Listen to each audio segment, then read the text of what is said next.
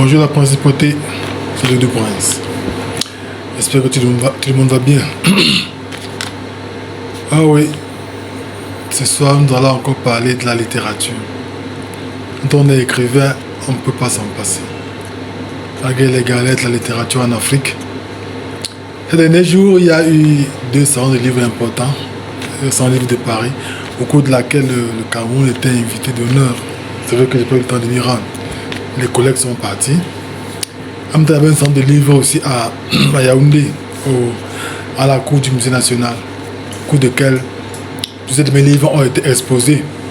Il y a même eu des animations avec des associations littéraires qui accompagnent nos travaux, nos illustrations, nos livres.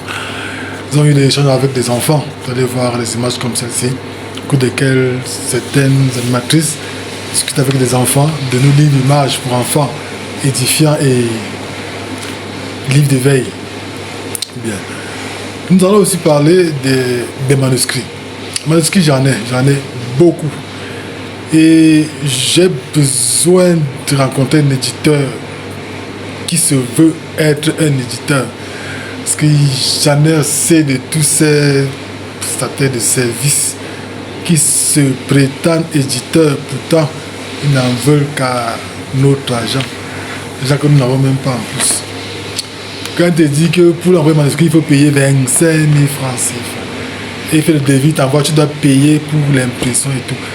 Ça, c'est pas l'édition, c'est la prestation de service, c'est pas l'édition. L'éditeur est conscient qu'il prend une œuvre, il fait la mise à jour, mise en forme, correction, il publie et il valorise. Donne tes royalties et tout le monde est content.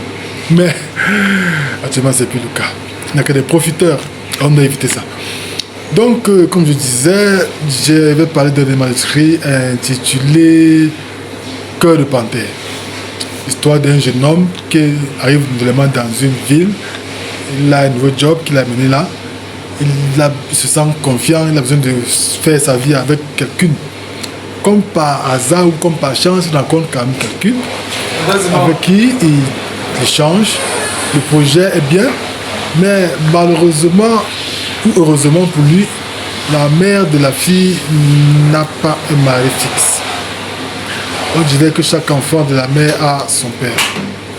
Du coup, il se dit, bon, comme la mère a été... on le dirait bien sûr, non, le père nous a abandonnés, il nous a laissé souffrir, il n'est pas avec nous. Bon, ça va un peu le toucher, il va croire qu'il a besoin de prendre la fille pour peut-être décharger un peu la mère du fardeau. En prenant la fille avec lui, il va aider la famille, il va décharger la maman, et puis la fille ayant vécu dans la misère, sa mère peut-être le comprendre, ils vont se concentrer pour évoluer. Erreur, parce que au final, il constatera que la mère va l'exploiter pour faire évoluer sa fille sur plusieurs plans, académique, social et tout. Et au final, il va se retrouver exploité, utilisé, manipulé, au point où le stress risquerait de l'amener au suicide. Heureusement, il réussira quand même à remonter la douleur. Mais la leçon de cette expérience veut que dans cette vie, avant de s'engager à épouser une fille, il faut se rassurer qu'elle vit dans la même maison avec son père et sa mère légalement mariés. Sinon, t'es un gars mort. Écoutez bien ce que je vous dis. À bon entendeur, salut.